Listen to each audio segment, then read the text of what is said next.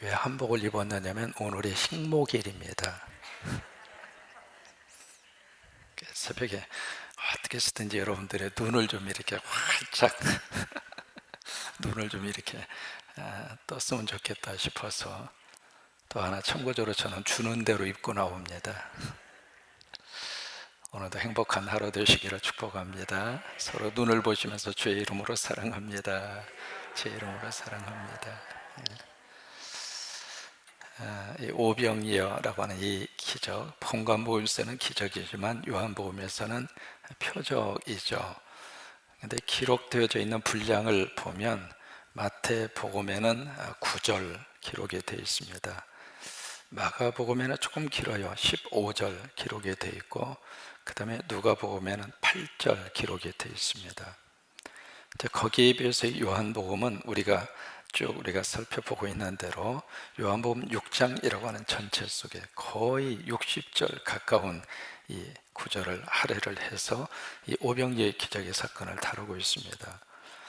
그러니까 마태복음하고 마가복음하고 누가복음에서는 벳세다라고 하는 그 들녘에서 있었던 오병이어라고 하는 그 하나의 사건, 그 사건에 중점을 두어서 기록을 하고 있고, 그 다음에 요한복음 같은 경우에 있어서는 벳사다에서 오병이어의 기적의 역사가 있었고 다시 장소를 옮깁니다.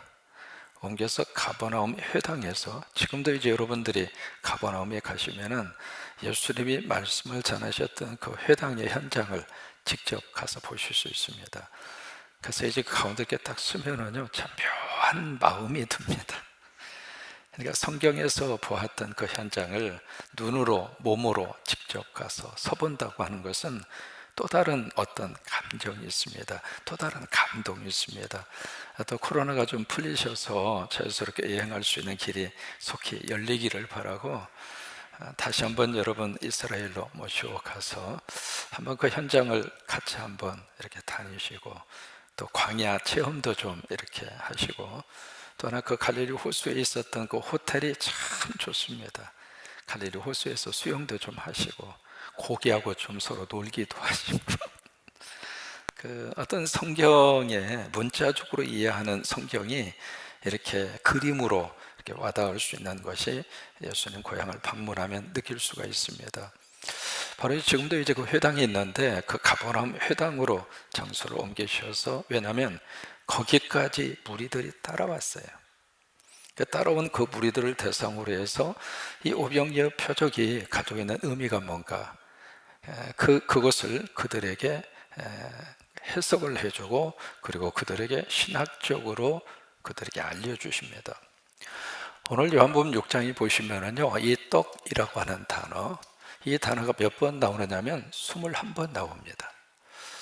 참 성경이 참 묘합니다. 전체적으로 이 구조를 보면은요, 떡이라고 하는 말이 성경 전체 속에 몇 번 나오느냐면 153번 나옵니다. 여러분 153 하면 기억나는 게 있죠? 참 묘해요. 떡이라고 하는 단어도 153이에요. 그 다음에 요한복음 6장에 나오는 떡이라고 하는 단어도 21번 나옵니다. 그러면 요한복음은 몇 장까지 되어져 있죠? 21장.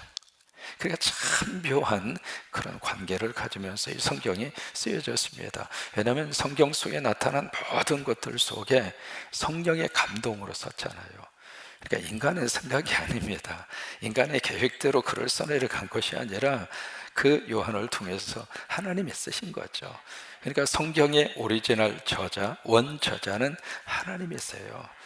그래서 이제 떡이라고 하는 말이 21번 나오는데, 우리가 떡하고 밥이라고 하는 단어하고는 개념이 달라요. 떡은 간식으로 먹죠. 밥은 주식입니다. 떡은 어쩌다 한번 먹습니다. 밥은 매일 먹어야 합니다.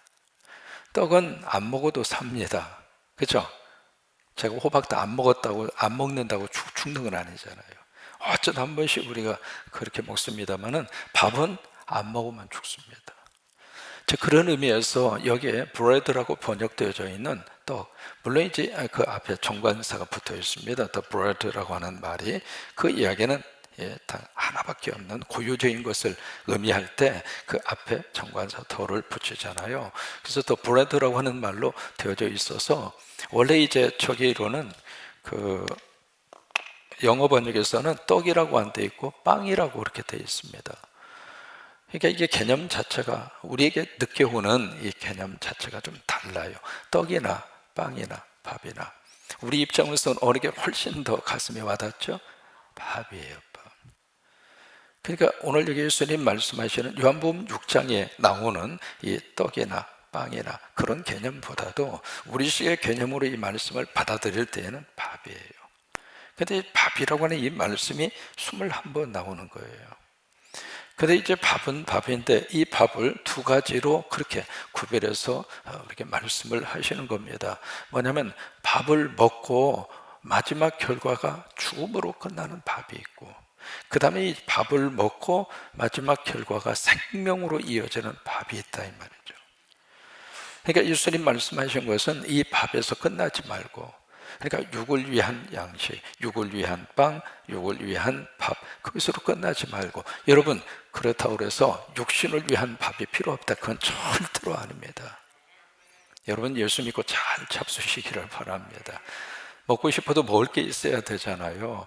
그러니까 예수님 안에서 하나님이 경제적인 은혜도 주셔서 먹는데 불편이 없도록 도와주시기를 바라고, 그러니까 육을 위한 양식 그 차원에서 끝나지 않고 예수님은 이 지금 와서 오병이어 기적의 사건을 보고 그들의 머릿속에 기억하는 것은 이 차원입니다.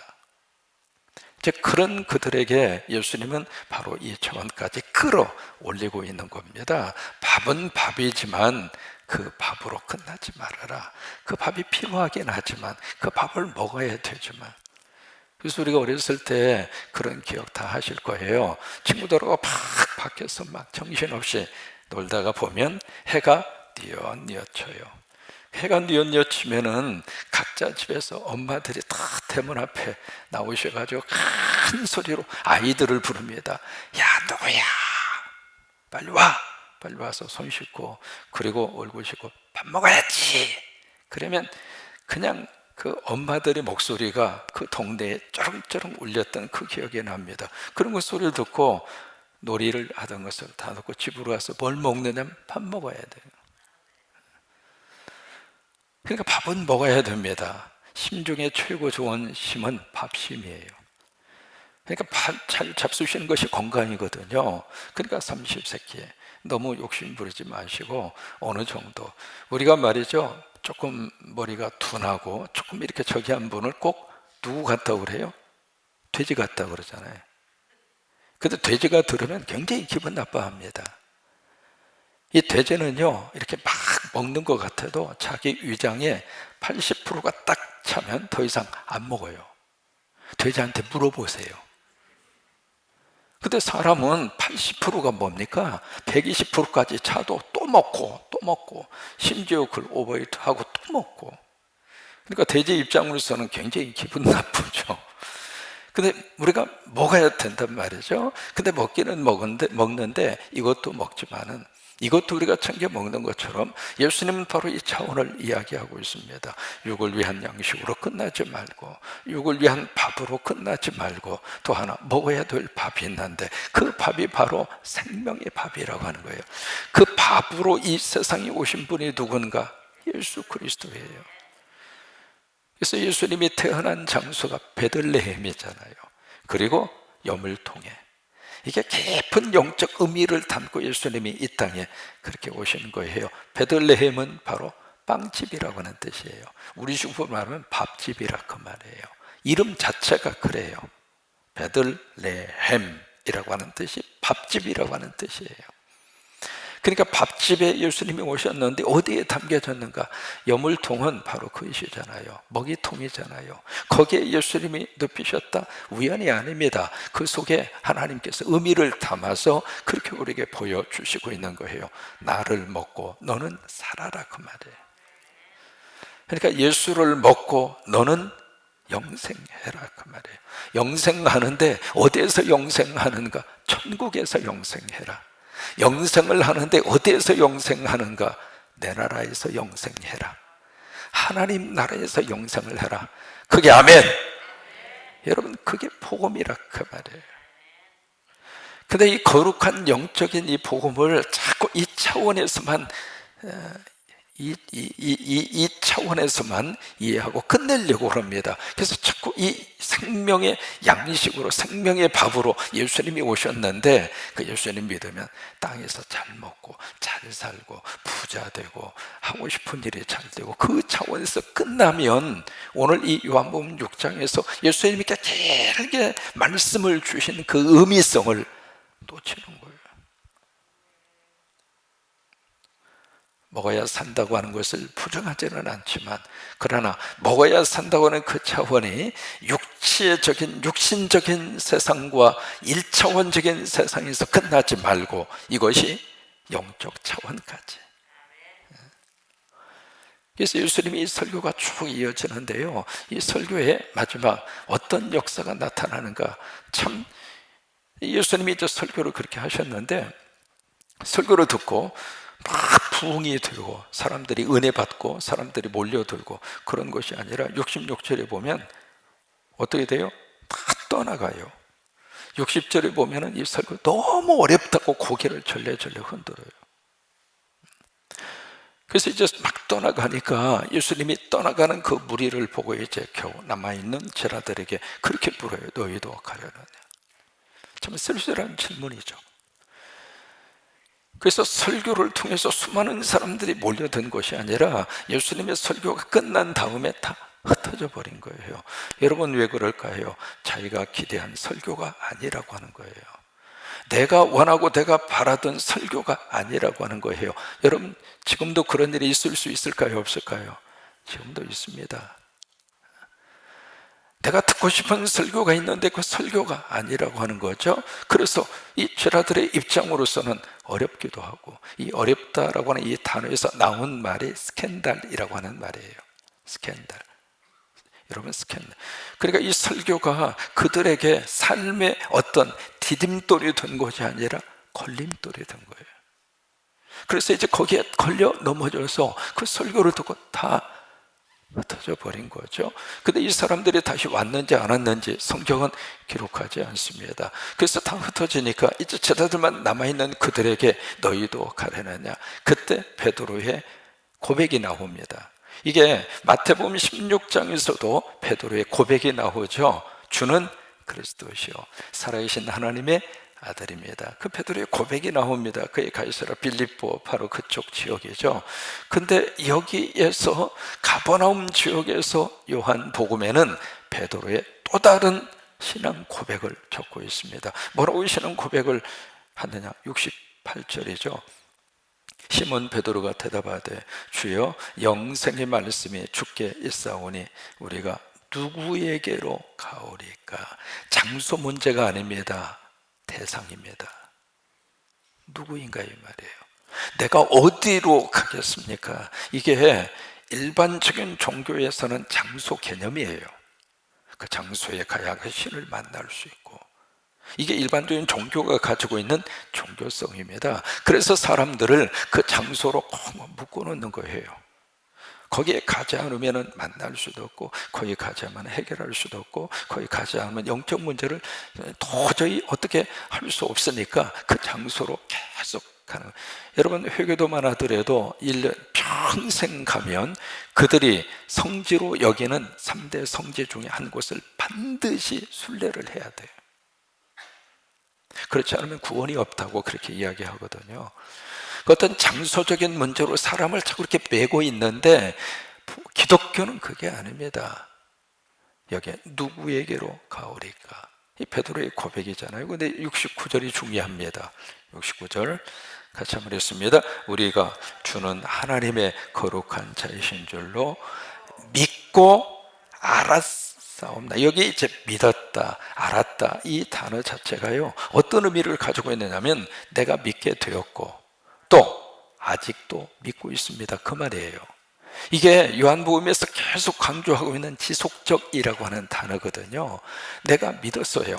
내가 이제는 그 예수 그리스도가 생명의 떡이라고 하는 사실을 내가 믿게 됐어요. 그래서 내가 그 생명의 떡을 내가 지금 먹었어요. 근데 먹은 것으로 끝나지 않고 그 먹었다고 하는 그 행위 자체가 지속적으로 이어지는 거예요.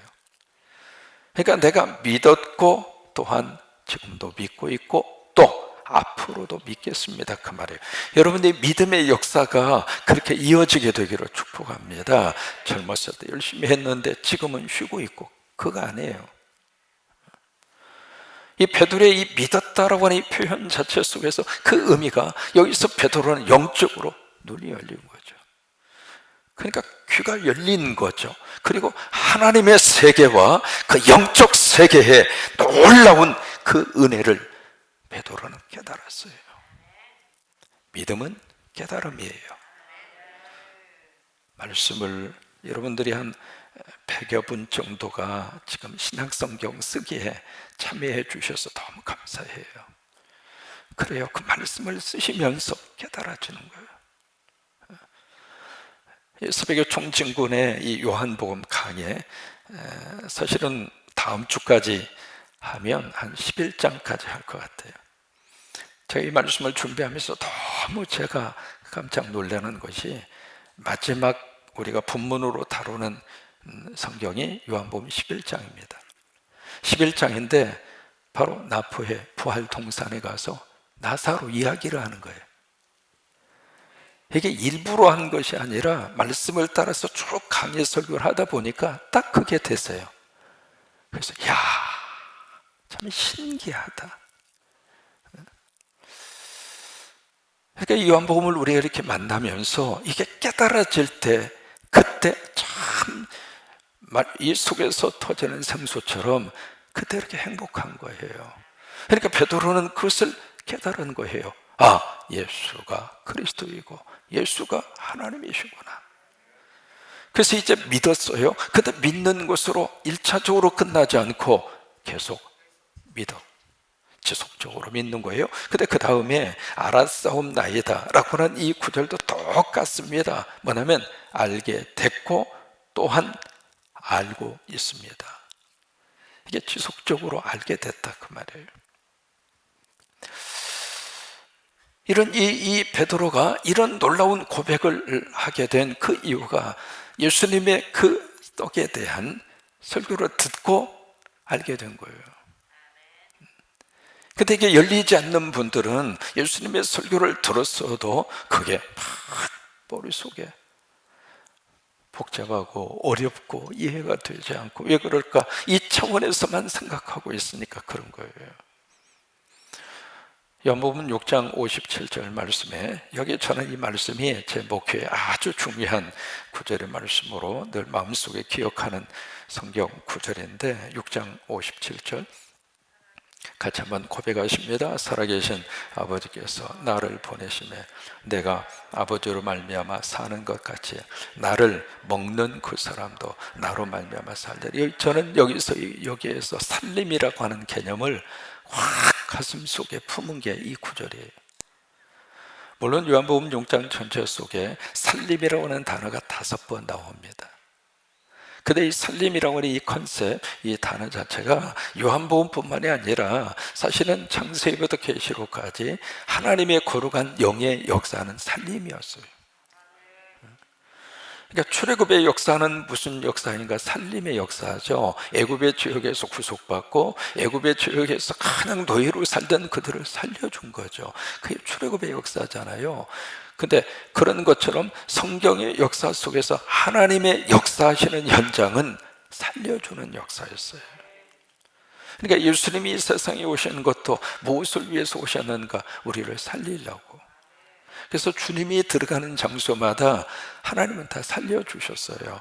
민족을 살려주시고 문명을 살려주시고 인간의 지식을 살려주시고 그러니까 이성을 살려주시고 인간의 지혜를 살려주시고 또 하나 인간이 잘 먹고 잘 살 수 있도록 경제를 살려주시고 세계 지도를 쫙 펼쳐놓고 보시면 그래도 먹고 살만한 나라는 다 복음이 들어간 나라예요. 멕시코하고 미국은 같은 조건의 땅이거든요. 그리고 벌써 미국의 많은 땅들이 사실은 멕시코 땅이었습니다. 텍사스, 그 다음에 이쪽에 캘리포니아, 아리조나, 다 그 멕시코 땅이에요. 그래서 이제 가다가 보면 멕시코 이름이 그렇게 많아요. 멕시코 땅이었으니까. 근데 그 땅을 다 뺏긴 거예요. 뺏겼는데 캘리포니아 밑으로 쭉 내려와서 그 샌디에고라고 하는 국경 도시가 있거든요. 국경 도시를 딱 통과해서 바로 가면 멕시코 티와나라고 하는 거기에 멕시코 도시가 있습니다. 이게요, 같은 땅덩어리인데 그 국경 하나를 사이에 두고 멕시코하고 미국이 천지 차이예요. 왜 이런 결과를 낳게 됐을까? 이 멕시코 지역의 종교는 캐톨릭입니다. 미국의 종교는 개신교잖아요.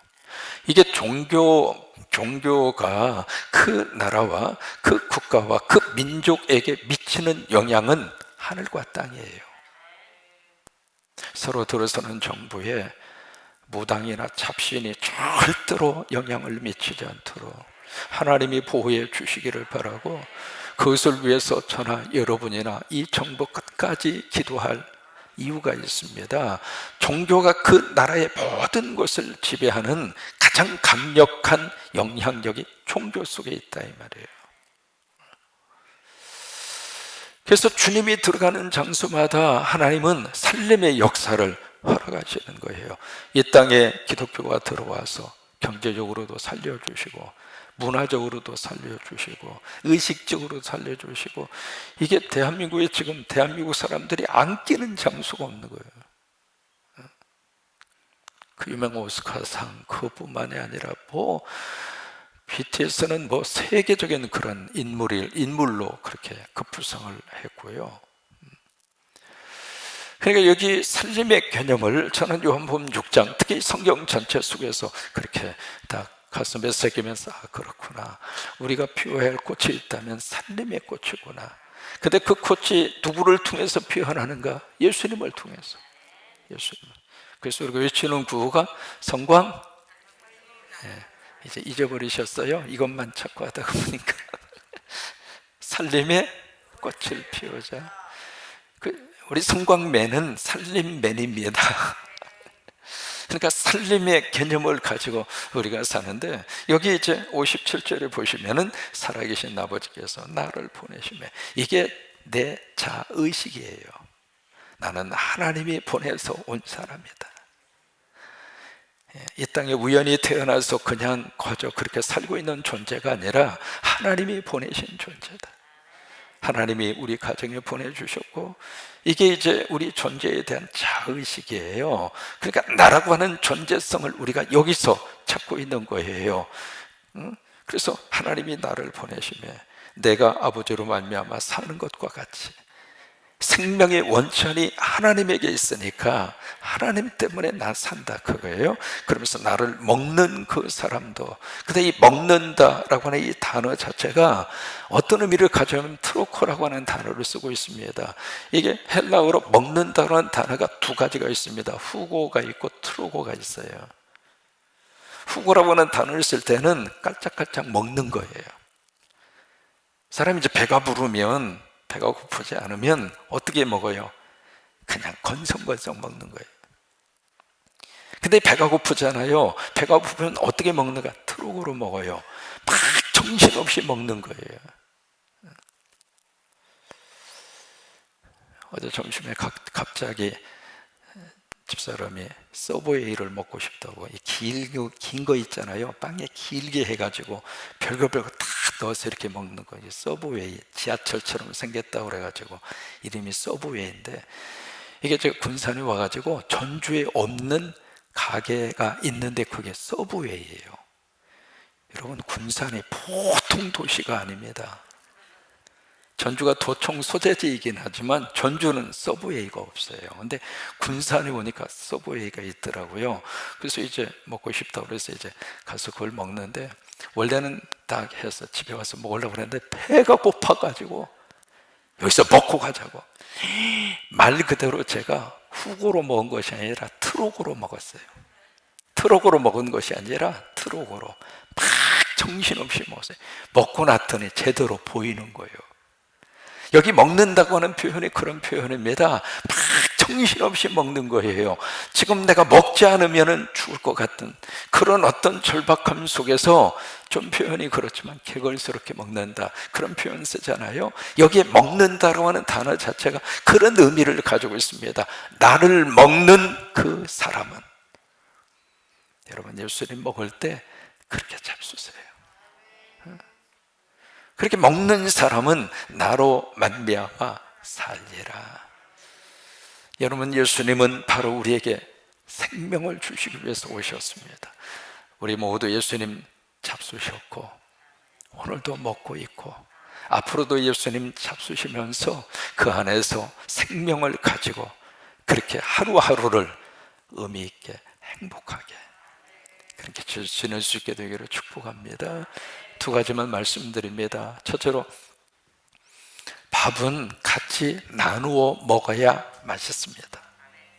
진수성찬을 차려놓고 혼자 외로이 먹는 그 밥상은 왠지 모르게 쓸쓸합니다. 그러나 김치 하나에, 거기에 고추장에, 그 다음에 금방 밭에서 따온 고추 찍어 먹는다 할지라도 같이 여럿이 같이 웃으면서 대화하면서 먹는 밥은 행복합니다. 몇 개월 동안 식당문을 닫았다가 지난주부터 우리 일부 예배부터 사역하는 사역자들을 위해서 조금씩 문을 열었습니다만, 같이 밥 먹으면서 식당을 올라가면서 그랬어요. 야, 이 길이 몇 년 만이냐. 식당에 오셔가지고 어느 분 그래요. 세상에 이 식당에 있으면 같이 먹어야 맛있어요. 같이 먹어야. 여러분, 밥만 그런 게 아닙니다. 예수 그리스도도 같이 먹어야 맛있어요. 이번 주에 66번째 국제 사랑 살림교회를 봉헌하는데, 이제는 영상 찍어오는 게 이제는 상당히 많이 발전이 됐어요. 근데 그 영상 어제 이렇게 딱 보면서 세상에 교인이 왜 이렇게 많은지 깜짝 놀랐어요. 집사람한테 보여주면서 봐봐, 이렇게 교인이 많다고. 봤더니 거기가 국민학교에서 그동안 예배를 드린 거예요. 국민학교 교실에서. 그래가지고 국민학교 학생들이 전도가 돼가지고 그렇게 해서 이제 거기다가 교회당을 이렇게 건축하게 해줬는데, 이 교회당을 건축하면서 원래 그 땅을 가지고 있는 분, 그 땅을 교회에다가 이렇게 양도를 하시면서 거기에 교회가 세워지는 것을 본 이 부부가 하나님은 살아계신다. 그래가지고 그 부부가 교회당 건축과 함께 예수 영접하고 그 교회 교인이 된 거예요. 이게 여러분들이 하고 있는 이 십자가 세우는 이 사역을 통해서 같이 먹는 거예요. 나도 먹지만 당신도 먹고 같이 먹는 거예요. 제가 북한을 몇 번 방문하면서 가졌던, 보았던, 경험했던, 그건 제가 평생 잊을 수가 없을 겁니다. 거기에 타가소에, 거기 이제 쌀이 두 종류입니다. 북한 지역에서 생산을 한 쌀이 있고 중국에서 들어온 쌀이 있습니다. 가서 보면 두 가지를 꼭 같이 팔아요. 북한에서 생산한 쌀은 전부 다 쌀이 다 좁쌀이라고 그러죠. 이렇게 잘라진 거 좁쌀이라고 그러나요? 쌀이 다 그래요. 쌀에기쌀. 쌀이 그 모양이에요. 근데 중국에서 수입해서 들어온 쌀은 쌀이 온전해요. 근데 가격이 비쌉니다. 그래서 이제 중국에서 들어온 그 쌀을 트럭으로 하나 실어서 타가서로 가져왔어요. 직접 우리가 가서 주겠다. 우리가 전달도 하고 직접 주겠다. 그래서 이제 트럭에다 실어가지고 가는데 얼마나 배가 부르는 거예요. 그 쌀을 싣고 가면서. 그래가지고 타가서로 딱 이렇게 들어갔는데 아이들이 창문으로 이렇게 보는 거예요. 보면서 그때 상당히 무겁습니다. 그게 그 쌀을 딱 놓았는데 제 귀에 들리는 말이 하나 있었어요. 쌀이다! 라고 하는 말이에요. 그 말이 제 귀막을 흔드는 거예요. 쌀이다. 그래서 그걸 딱 추럭을 거기다가 딱 하고 내려주겠다고 그랬더니 아니라고, 우리가 하겠다고. 누가 그 쌀을 이렇게 딱 내려서 그쪽, 자기 그쪽으로 갖다 놓냐면 여자 선생님이세요. 근데 그 발걸음이 무거운 짐을 진 발걸음이 아니에요. 여러분, 그런 모습 우리 상상할 수 있잖아요. 너무 좋으니까요, 무게감을 못 느끼는 것처럼 느껴졌어요. 그 쌀을 그렇게 가뿐가뿐 같이 먹어야 맛있어요. 같이 먹어야. 우리 성광교회도 같이 먹으세요.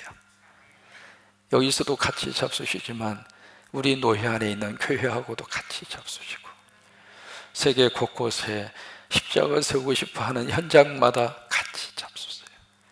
같이 먹어야 맛있어요. 두 번째로, 내가 밥이 되어주는 거예요. 예수님이 밥이 되어서 우리에게 먹힘이 되셨잖아요. 그래서 너는 나를 먹고 너 살아. 그래서 우리가 밥을 먹었잖아요. 예수 그리스도의 생명의 떡을 먹고 밥을 먹었잖아요. 그 다음에 그것으로 끝나지 말고 내가 또 다른 누군가의 밥이 되어주자, 이 말이에요. 아멘. 그 은혜가 우리 안에 넘치시게 되기를 주의 이름으로 축원합니다.